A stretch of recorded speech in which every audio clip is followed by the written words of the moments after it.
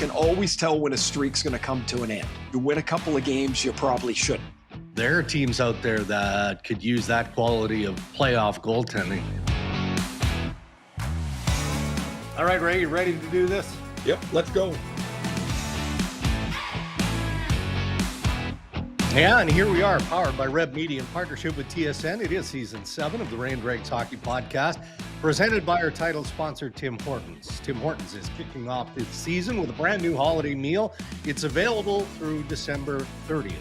When you order any flatbread pizza, plus your choice of a side, a small or medium hot or a cold beverage, you will also walk away with a free pair of novelty holiday socks.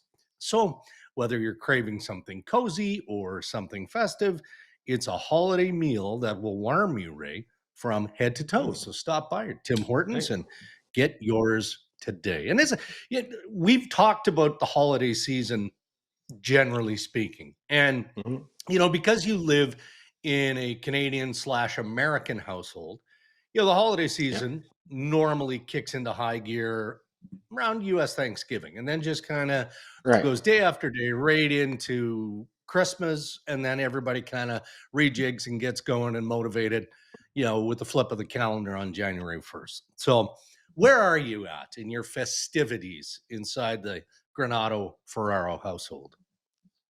I left. It was, you know, a few days before Thanksgiving, U.S. Thanksgiving. They had a big meal, had our usual group of friends and their kids, and, you know, it was awesome. You know, I got FaceTimed into it, and everybody was having a great time. I come home, and it's like Christmas everywhere. Like, Cammie loves Christmas. Okay. So, and you may know I'm less than handy around the house. I'm really good at like ordering things, but can't do a thing. So I come home, lights are up on the house. She had somebody, you know, I guess somebody got that done.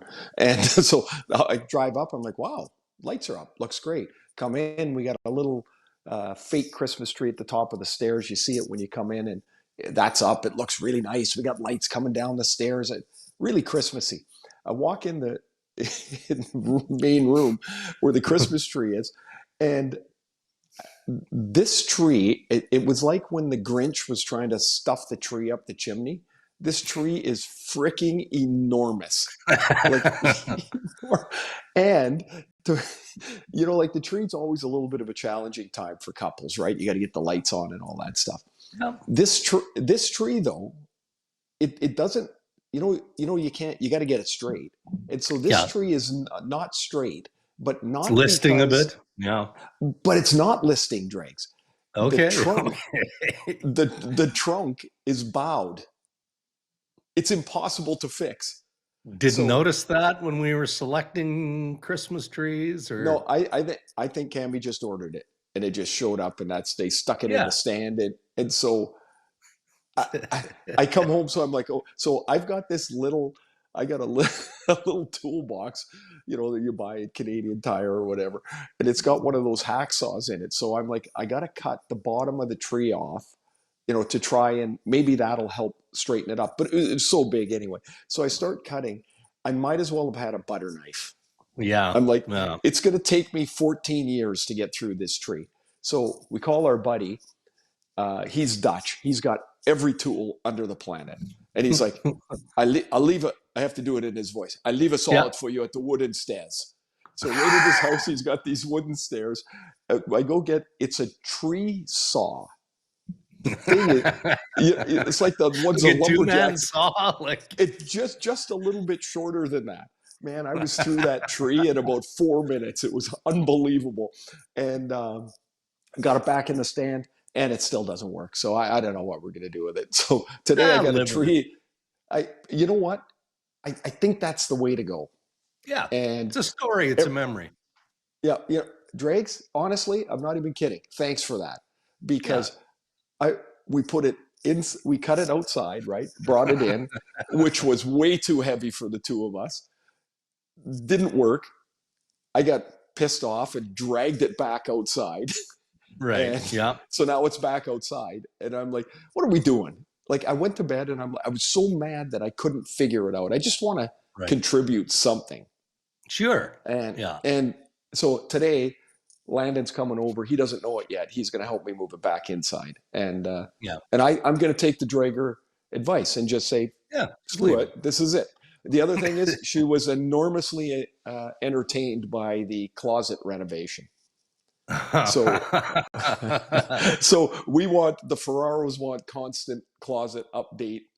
Okay. Wow, because as soon as I brought up the island, Dregs, Yeah. Cammy started to laugh. I go, yeah, Drake said he's got this great island going in, and she starts to laugh because it's a junk pile. It's a collector. You wait. So Okay, so we'll get on to the Canadian Brewhouse headlines here, but I don't know, like, how involved were you? I mean, when you're designing your house, that's different, and all the furnishings and whatnot. I mean, this isn't nearly as colossal. However, again, because it's a smallish renovation, it's going to make our life easier from a closet perspective. But I was annoyed because I walk into, our upstairs is just chaos now. Like, the bed is leaning against a wall and the dressers are everywhere and other rooms and all of this stuff. But there's a box sitting in a corner. I don't know what this big cardboard box is. I open it up and there's this enormous light fixture. And oh yeah, so I say to Holly, well, what's yep. what's that for? Well, that's the light fixture for the closet, for the walk-in closet. I'm like, I don't get a say in that. I don't want that big gray ball, whatever the hell that is. I don't like that. That looks ridiculous. That looks like it would be in the Rashog house. I don't want that in my closet. He's like, macrame. It's like, it's got like, it's been. Anyway, point is, I mean, doesn't that feel like something that, as husband and wife, because you're designing this co-closet, that No. you'd want some info? No, You know why? Because if this afternoon, let's go light fixture shopping for the closet. You'd go, nah, pick out whatever you want. Busy, Like, got buddies to meet. Yeah, there were things when we were building the house, I'd walk in and go, would you look at that? And Cammy would go, we discussed this. We may have, we may not have. I have no idea. So I just sailed along with that. She did a great job. The house is awesome. Any renos we have, the stuff I picked kind of sucks. The stuff she picked is right on. I'm guessing that light will look great once it's up. Maybe you should keep the box around it, though. Yeah. Well, when it's up. When it's up. I liked it better with the box. Yeah. Anyway, there will be pictures, and there will be, because this has been such a public affair. I'll send the pictures, and we'll grade not the progress. You don't need to see the progress. You need to see the finish. Yeah. All right. Headlines brought to you by the Canadian Brewhouse. Hockey lives at the Canadian Brewhouse. You can catch every single game. Of course, they have beer specials, game day prizes, and so much more, all at the best hockey house in town. See in store or at thecanadianbrewhouse.com for details on what your local brewhouse is up to this hockey season. And how about this segue from renovations and construction to the need to revisit the story of the Olympic arena in Italy and the ongoing issues. We were right. We talked about it on Tuesday. Just the fact that Pete DeBoer on radio acknowledged that, well, the ice surface is different. It's, now it's just a little more than 3 feet shorter than what it normally would be in the National Hockey League. Will that be at one end, or will that be in the middle? All at one end. The other, you flip a coin, you get that. No. It's like the wind in football. Do you want the bigger end zone or the little end zone? Although Steve Dryden did call me early this morning and say, Dregs, so will the shortage be absorbed in the neutral zone, or will it be shared in the defensive? Like, I don't know, man. Like, we need to see the ice surface. I don't know. I don't even know if the NHL or the PA know at this point. Yeah, but here's the thing. So you've now got a rink that's 197 feet, 196. Yeah. 96 and change, Yeah, so once that's built, would you not take a really long tape measure and measure from one end to the other, Right. and put a line right in the middle, and Yeah.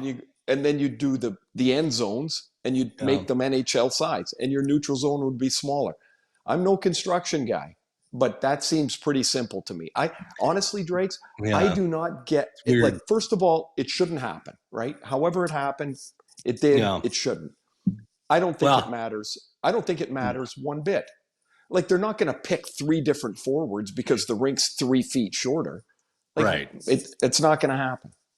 Yeah. And if you watch the global series between the Preds and Pittsburgh Penguins, Yep. apparently the arena that they played in there was the exact same dimensions as the Olympic venue.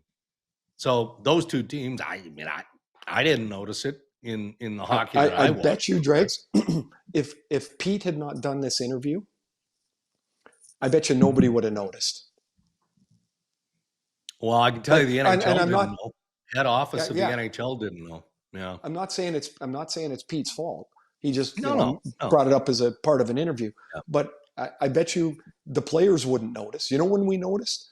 When we played in the Boston Garden and it was the size of your garage. Yeah. And here's the other thing. This has been backwards for years. People just do not get it. Smaller rinks create more chaos, create more offense. It is without question. And the reason is, if you screw up on the boards in a small rink, the guy is one stride from being in a dangerous spot. Right. In the old Olympic rink, he was 14 feet from being in a dangerous spot. Mm-hmm. And so I don't think people understand that. To generally speak, I don't think they understand that at all. Well, Matt Larkin, the Daily Faceoff, gets the money quote acknowledgement, right? And I believe it was posted. His article was posted on Daily Faceoff at some point late yesterday. But he's quoting Deputy Commissioner Bill Daly from the National Hockey League. Quote, if the rink is not completed, no NHLers are going to the Olympics, end quote. Now, I followed up on this morning as we record on Thursday. And I think, frankly, there's an annoyance coming out of the commissioner's office for all the reasons that we've just talked about. A bit blindsided by the dimensions, didn't necessarily know what was going on. But the fact that there are construction issues that are still problematic. And so I said, the Players Association would have you to believe, okay, there's nothing to worry about. Yeah, there are some delays. There's some construction problems that need to be solved, but we're confident they will get solved in time for a testing event in January. So nothing to see here. Everybody move on. Frankly, I think that quote from Daly is just an acknowledgement, like, okay, we've had enough of this BS. Like, right. What? And I don't think he's angry at the reporting. It's just too much talk about what's not happening with these venues or this specific arena in Milan that is finally on. Okay, well, let's send that message over there that if it's not up to our standard, if there is even a hint of a safety issue, we're not going. It's that simple. They'll go. I think it's like, back to building again. There's a point when you're annoyed with the builder and you're like, you better get this thing finished. At least we did. And but you get to a point where you're like, well, what the hell else are you going to do? Like, it's not like they can't take the Olympics hockey tournament, even though they talked about some crazy ideas. There's no plan B. No, there isn't. It's got to work. It'll work. I'm telling you, just from my experience, nothing is smooth in Italy, but it always works. and often works well, to be fair, right? Yeah, and I don't quite get it. And all of a sudden there'll be like 133 guys and everything gets fixed. And you're like, well, you could have done that 6 weeks ago.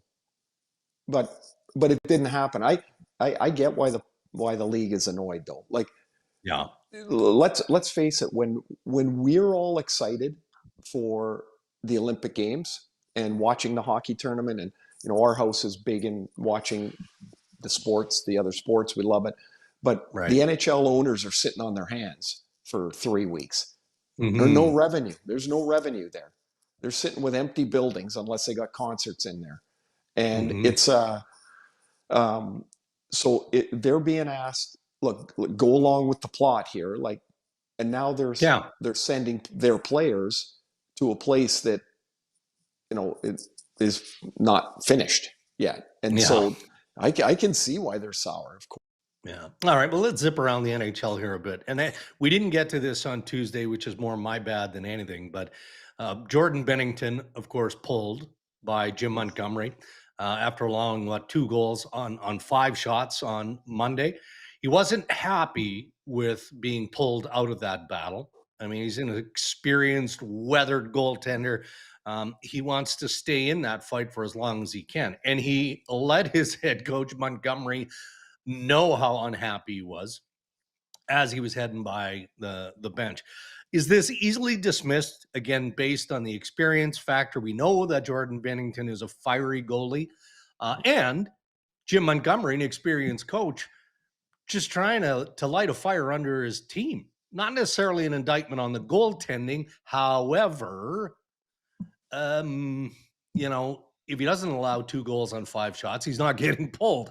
So there is a level of blame to be thrown at Binnington in this process as well. So I guess I'm thinking of this in 2 parts. Are you talking about from the Olympic team or from the Blues?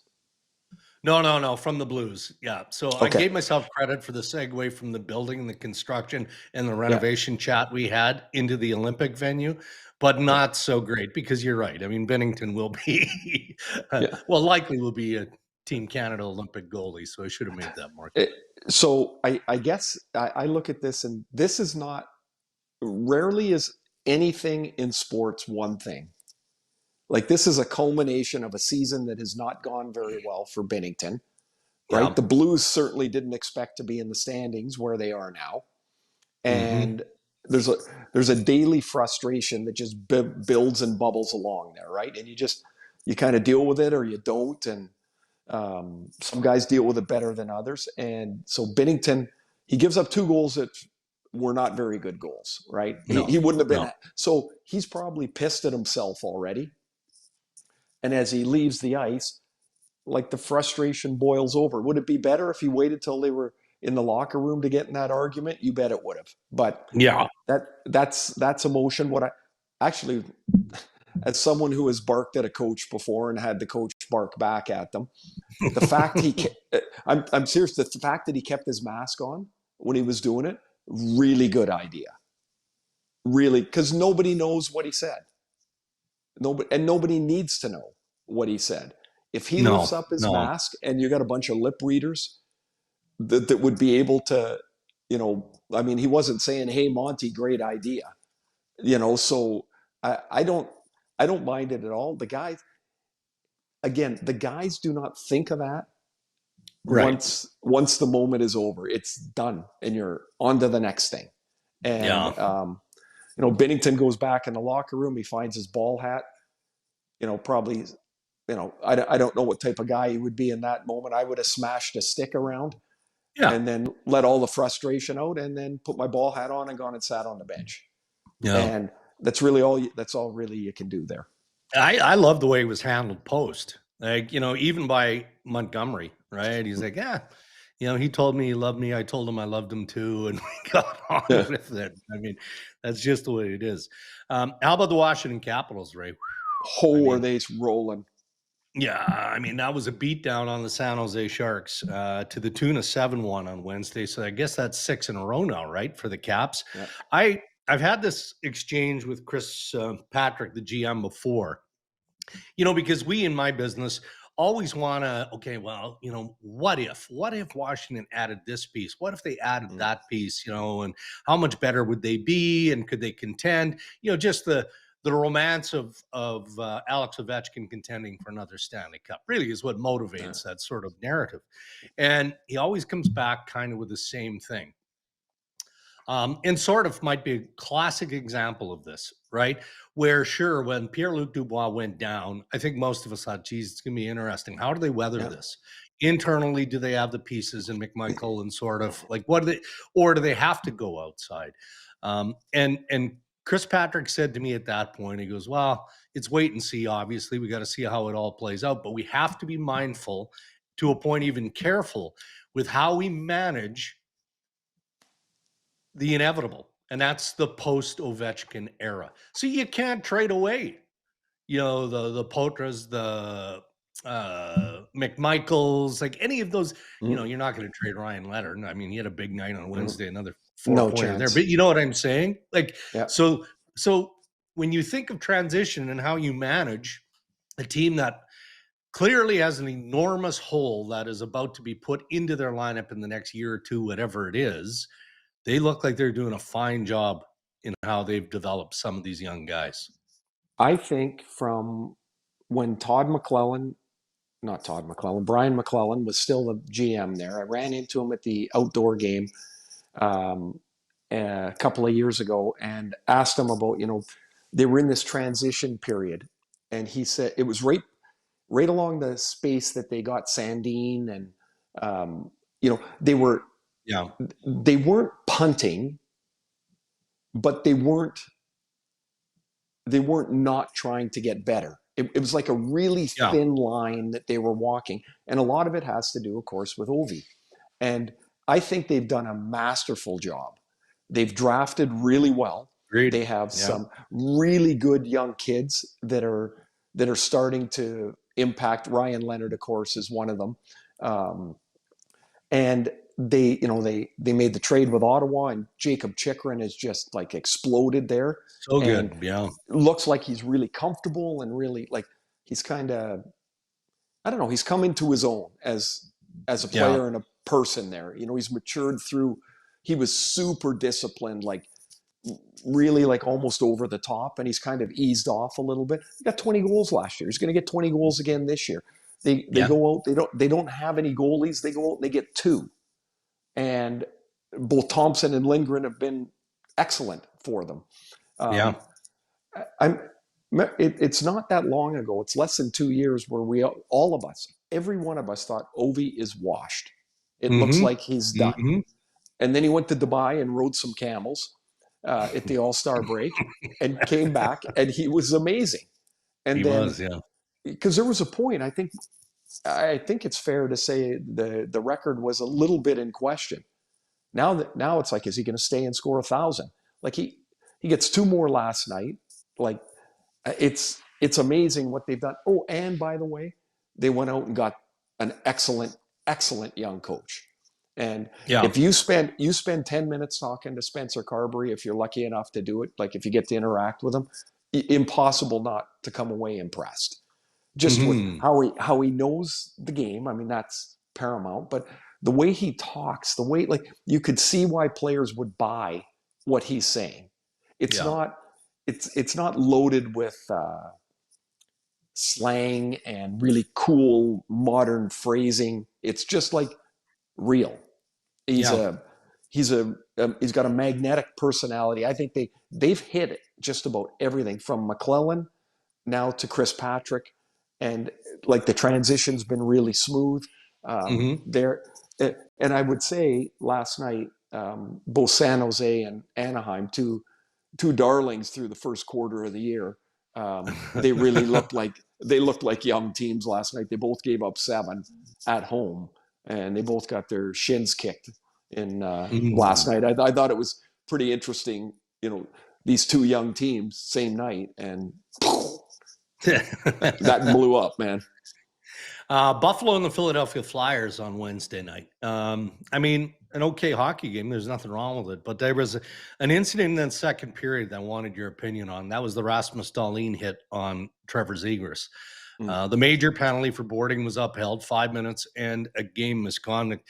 He looked completely in disbelief in the penalty box. I guess as a player, what are you supposed to look like? Yeah, man, my bad. I'm done. I don't know. But I thought they got it right. I mean, that looked like a major penalty to me in a dangerous situation. What do you think?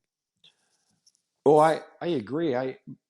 What I love about the rule over the last year and a bit, whenever they put it in, is they can always review it. And if they're not sure, they call it a major and they review it, and they can roll it back. They can, you they get an evaluation opportunity that we get that they Yeah. never used to get. And so I look at that. I don't think suspension. I think 5 is No. plenty. Yeah. And that's really the way the call should be dealt with. I thought. Mm-hmm. Like I I thought it was. I could see what Dahlin's trying to do, and sometimes it just doesn't go the way you plan it. Yeah. What do you think of Trevor Zegras in a Flyers Interesting. uniform and how? Yeah, I mean, but so explain what that means. But is he a different player in his approach under Rick Tocchet than he was with the Anaheim Ducks and the various coaches there? I I'll say yes, but I mean there was a trajectory to this too, right? Like he was. Sure. Yeah. I think it became apparent to him that you can't trick your way through the NHL. Eventually, guys just knock you on your ass, and then that doesn't work. And so he was trying to add more, I don't know, a more roundedness to his game, so he could be on the ice more, so you could play more, so you get a chance to have the puck on your stick more. All these things that a young player generally has to learn because they're usually so good in junior or he was at the development program in college, like they're too good. And then they get to the next level and they go, oh, wait a minute, I'm not too good. Yeah. These guys are too good. And Mm-hmm. so Philly, I mean, they didn't pay a lot in their mind, right? Like they're Mm-hmm. like, we're going to take a chance. We're going to Yeah. see what we get here. And I think he's gone. If you see his goal totals are going up, goal totals go up when you get near the net more. When you because you don't beat goalies anymore from 30 feet or not very often. You got to get around the net, and to get around the Right. net, you got to stick your nose in there. And I would say that's been the biggest critique of Trevor in the early part of his career was that he wanted to fiddle around with the puck and make a bunch of sweet plays and a bunch of drop passes. And I think that sticks to you longer than what is the reality. Like I think he's a little bit of a different player. Um, and you say like whether he's in Philly or not, you, it, I think Rick Tocchet's kind of the right guy at the right time for him. Had he been Yeah. there when Zegras was just coming in the league, I think a lot of that would have gone in one year and out the other. And Philly's reaping the benefits of it. Yeah. Okay, let's wrap up the Canadian Brewhouse headlines with a look ahead to a game tonight. And it is the Toronto Maple Leafs and the Carolina Hurricanes. I wouldn't say that the ship has been righted in Leafland. It hasn't, but they have picked up back-to-back wins. They soundly beat the Penguins on Saturday in Pittsburgh, followed that up with a pretty good team effort Tuesday against the Florida Panthers in Sunrise. So tonight it's the Carolina Hurricanes, so that's a formidable task. Interesting development is on that third line where you've got Nick Raw, you've got Bobby McMann, you've got Dakota Joshua. So 3 men, 6'2", 6'3", 6'4". So a hefty unit that played really well on Tuesday. How sustainable is that? Because everybody in Leafland is like going, "Ooh, gee, this line is awesome." Well, maybe like they came together as 3 big guys who individually at times have had serious runs of struggle, especially Nick Raw and Dakota Joshua. Okay, so I think Nick was a good player. He's always been, when I say always, in the last couple of years in Vegas, he's kind of been a nice utility guy for them. They'd play him on the wing, they'd play him in the middle. His size and skating makes him, pretty effective player. But he's always Mm-hmm. been kind of a support guy. And now they need him to be a little bit more than that. Not a lead dog, but they need him to be more than a support guy. I watched Joshua do this in Vancouver. He got scratched early in the year. Tocchet left him out of the lineup. He wasn't in great shape. He was a little sluggish.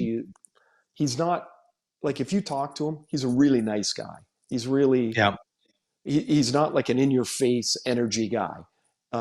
He's just a laid back guy, and he needs every once in a while apparently a kick in the pants. And 2 years ago he had this great year, but it started in the press box.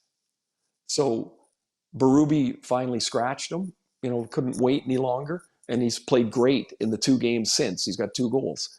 Yeah. I did the game in Florida. McMann skated really well. Like, and when he skates, he's a big, powerful kid. And so that line really could be an effective line for it. And really they need it.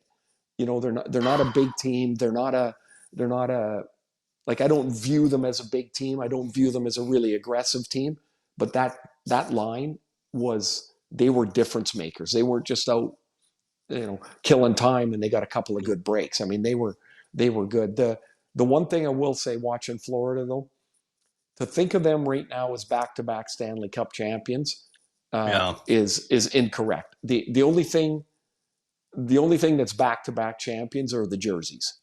Right. The game in Toronto against Toronto, they played without 7 forwards. The 6 that are out, and Verhaeghe's, whose wife had a baby that day. So they were without 7 of them.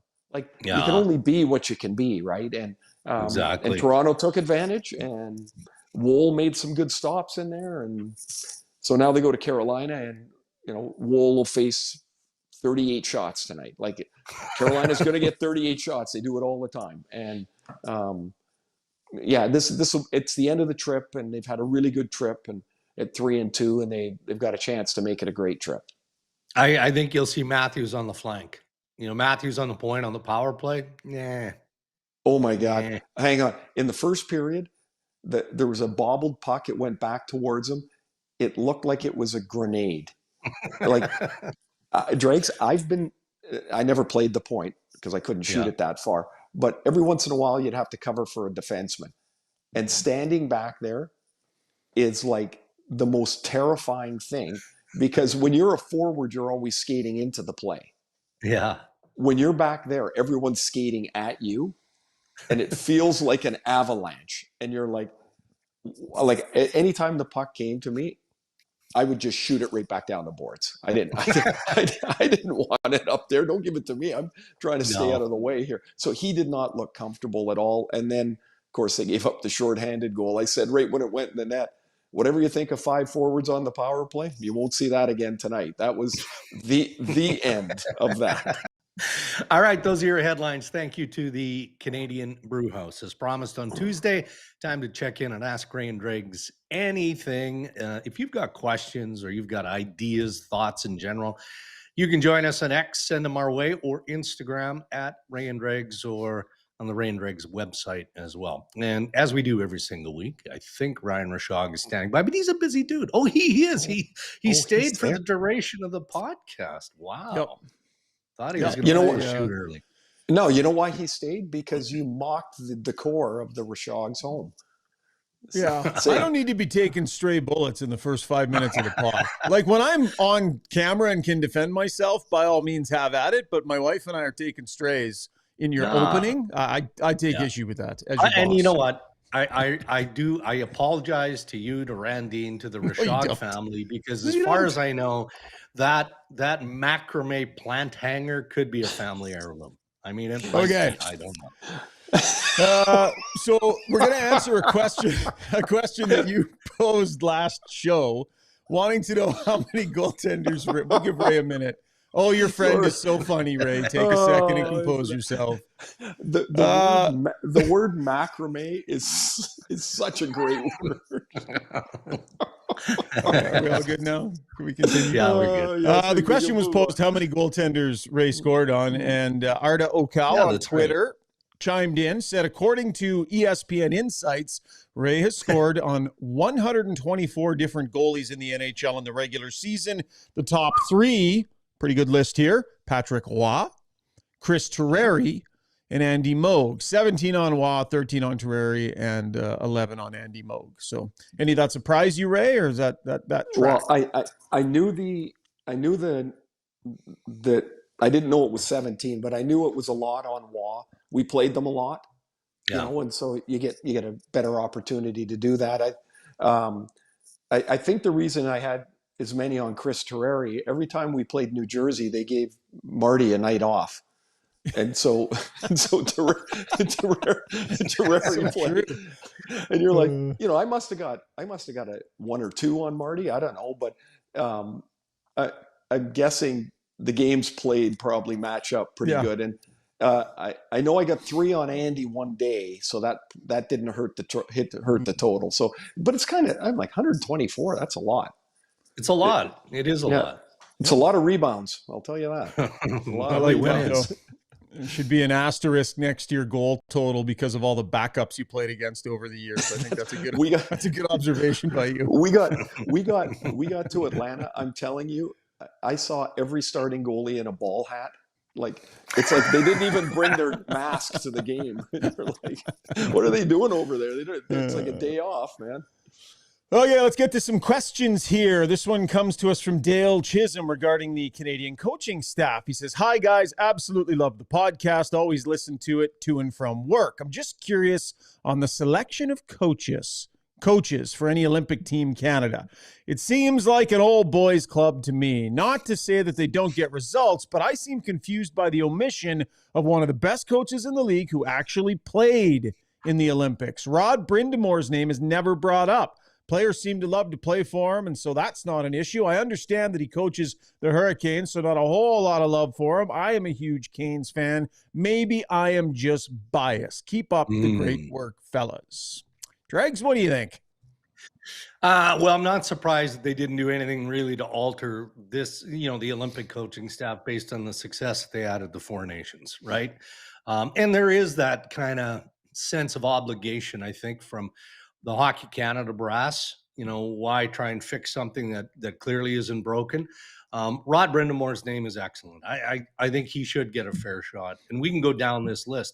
The fact for me that Paul Maurice has zero involvement with the Canadian Olympic team after winning back-to-back Stanley Cups is a bit of a head scratcher, but you could play that game with general managers as well, right? Some of the very good general managers across the National Hockey League that don't get a crack on either side. That's just the way it is. I can't even think of a negative as to why you wouldn't have Rod around, why he wouldn't have been involved at some time. I think he's an excellent coach. Dregs, I don't know this, but when they pick the coach first, it's John Cooper. They don't pick a whole staff, right? Right. And so once you get your head coach, he helps formulate what the staff's going to be, correct?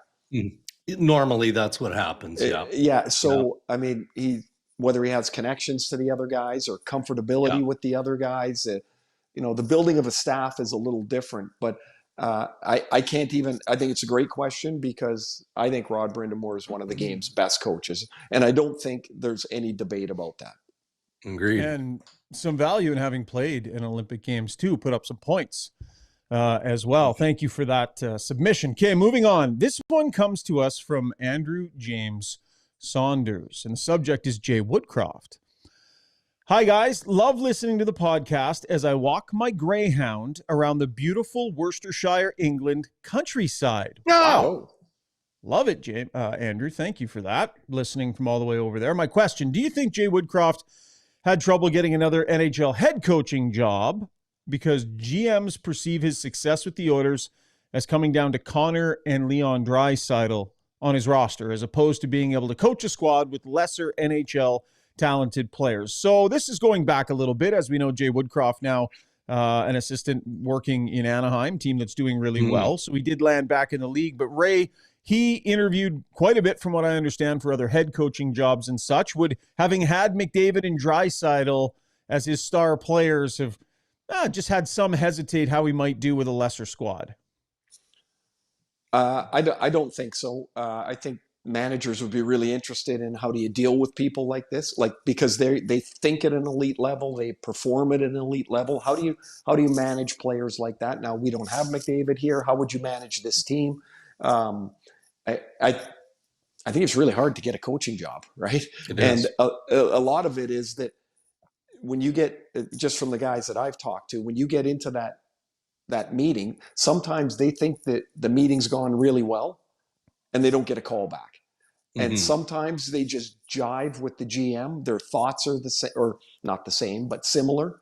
And, you know, Jay's still a young guy. So like maybe he hasn't connected with a general manager. Maybe it's more likely that than a negative of coaching Leon and Connor, I think. I would agree. And look, you know, if you want to get specific, by all accounts, he interviewed very, very well with the New Jersey Devils before Tom Fitzgerald and the Devils hired Sheldon Keefe. So that sort of information gets passed around GM to GM to GM.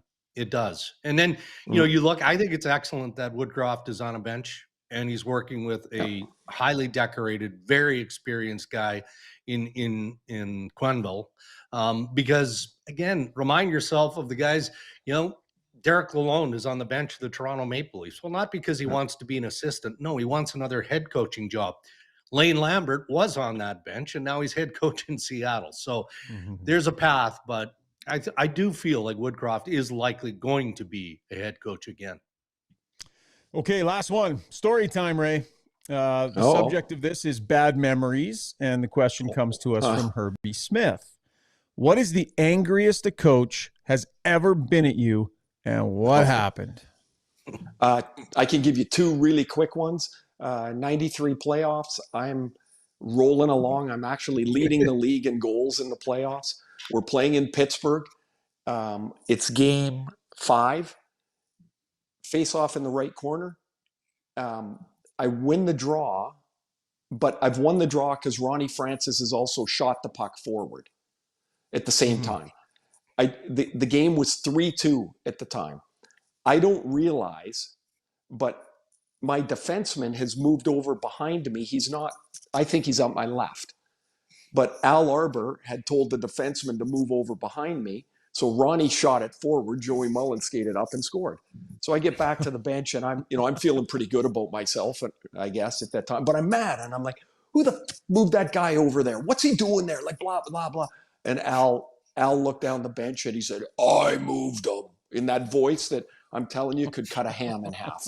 It's like, and I sat there and then there was 7 minutes left in the game. It's 4-2. He benched me. I didn't have another shift.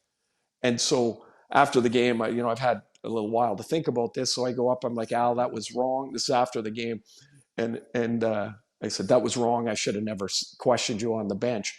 And he goes, you're goddamn right, you shouldn't. And he just frickin' gave it to me again. And so for about 35 seconds, he just blasted me. Next day, we've got a meeting on the day off. And he said to me as I left, he goes, okay, it's forgotten. And so we're sitting in this meeting. We're just about ready to go. He goes, everybody ready? He goes, and as you know, he called me the seagull because I was either pooping or squawking, he said all the time. And so he said, we're all sitting there and he goes, we're ready to go. And remember, he's already said it's all forgotten. He goes, seagull, is it all right if I start? Wow. So it was one last little punch right in the nose. One last shot. I love it. There is another one. We can get back to it. It's, I don't know. It's Kurt Fraser in Atlanta when I don't know how much time we got. Basically, we were in the lead, or we were in Buffalo. We took a bunch of penalties in the first period. He comes in, says, no more penalties. Everyone's like, yeah, no more penalties. They drop the puck for the start of the second period. Centerman puts it through my feet. I go to stop him. I trip him. And within 35 seconds, I'm in the penalty box. And so I look across and I can see that he's so mad. He's shaking his head, looking at me. So I know I'm benched. And I'm 36 by this time. I know I'm benched. So I skate over to the bench and I stand there. I'm sitting on the bench. And after 5-7 minutes, I realize I'm not playing again. So now I'm down by the spare goalie. Second period ends. Third period goes on. I'm by the spare goalie. And I got my chin strap undone. I'm just sitting there watching the game. We're down by 2 goals. We pull the goalie. Now, don't forget, I haven't been on the ice since the 2-minute mark of the second period. And he yells my name. to go for the goalie. I'm not paying attention. I got no idea what's going on. I jump on the ice, and my chin strap's not done up. Guy goes down the left wing, shoots it. The goalie makes the save, comes right to me. I shoot it in the net. Yay, look at me. Aren't I fabulous, right? Yeah. And so after the game, we're on the plane, and we're watching a movie. We got headsets on, and he comes up, and Kurt's a big man, and he grabs my headset and rips it off my head. Wow. And he's staring right at me, and he goes, "Did you call me," and not a very good word, "did you call me this tonight?" And I was like, "No chance." He goes, "I'll give you one more chance. Did you call me that?" And I'm like, "No." And he goes, "You know the little camera on the penalty box? We were just watching the tape. You did so." So I guess Busted. And so you can imagine, like, I'm like, I'm dead, right? And so now after that, I'm on the fourth line. I'm not on the power play. I am like roasted. About 3 weeks later, we're in St. Louis. He comes in after a period, and he smashes a stick on the wall, and he's got about 6 feet, I guess it'd be less than that, 4 feet of the stick left. It's just above the blade. And he throws it in anger, and it hits one of the cement cross beams in St. Louis in the dressing room. And it comes back, hits me right in the side of the head. Oh, no. And I'm like, oh, like this. I'm sitting next to Kelly Buckberger, and Bucky leans over and he goes, "Did that hit you?" And I go, "Yeah, it hurt." And he starts to giggle. He's like, it's hilarious to him, right? Kurt apologized to me 144 times. All of a sudden, I'm back on the power play. This is when I started playing with Brunette and Audette. And the guys always said, like, this saved my career. I was going to be, but those, without question, sorry for the long stories, but those, they're awesome. I thought I was strangled both times. Actually, Kurt almost did strangle me. How did I think of it? I love it. Love story time with Uncle Ray. That's Ask Ray and Dregs Anything. Really appreciate all the submissions, and please keep them coming. You can email us. You can hit us up on Twitter, DM us. Want to get your questions in as much as we can. Love doing it once a week. Dregs, I know we're in a bit of a rush here, so we can quickly go through the standings. I'm not doing very good. You guys are beating me senseless in the Tim Hortons Challenge. Zuby, how is the Ray and Dregs account doing? Yeah, well, Dregs extended his league. Dregs was the only one to get one, and great minds think alike. Dregs and I both had Brady Tkachuk on Tuesday evening. So, so Dregs has a 2-point lead over Ray, and the Ray and Dregs account, I've got 49 correct in total, still hanging out at that 30% mark, which I'm kind of proud of. But I'd like to get into a 4-digit ranking. Still stuck in the fives here. That'd be good. How far back? I'd like to. You're not even in the game. Dregs has a 7. You got 7 to catch up to Dregs. That's tough. Right. That's a tall order. It's a lot. It's a lot. See you next week, guys. All right, guys. See you, Ryan. Zuby, thank you. Ryan, thank you. I'm traveling this weekend, Ray. Going to Colorado Springs for the Board of Governors meetings next week. So I'll be on location. Yep. I'm getting a little visit from Ollie right now. He's coming in. Ollie. Come on, Ollie boy. By the way, you would know this because, and we do have to wrap up here, but, you're in a very healthy household, which extends to your pets, not just the people, right? Oh, yeah. So Tiny needs a shot she's an old dog. She's got arthritis. So monthly she gets an injection. Okay. I'm in the vet office on Wednesday, and they've got this great display. It's called Holiday Hazards for Your Pets. I would encourage anybody who's got a dog, a cat too, but a dog in this case, to just Google what that means. I had no idea. So there were 2 little dogs in there who were dealing with chocolate poisoning. So they had to induce vomiting because, somebody got a Toblerone or whatever for an early Christmas present, and these 2 little dogs got a hold of it. Or like raisins and grapes and dates and things like that are lethal. I'm glad you said you don't have any idea. I had no idea about this, and Cam is really on this. And so raisins and chocolate are 2 things I really like. And if I pull out the little container of raisins, it's like an alarm goes off somewhere. Cammy's like, just make sure you don't spill any of those, because I'm a bit of a spiller too, right? And so, and so yeah, we're on that case, but it's a good thing. It's a good thing at the holidays, because a lot of things you don't even think of, really. Well, there's your pre-Christmas PSA to all the pet parents out there. All right, what's your weekend? I'm home. I get back-to-back Canuck games, but home, and going to enjoy being back home after being away. And travel safe, and everyone, thanks for listening. And remember, don't yell at your coach. It'll come back in case there's a camera around. All right. Thanks for another episode of the Ray and Dregs Hockey Podcast. And thank you specifically to our sponsors, our title sponsor, Tim Hortons. Thank you. And thank you to the Canadian Brew House. Until early next week, stay safe, everybody.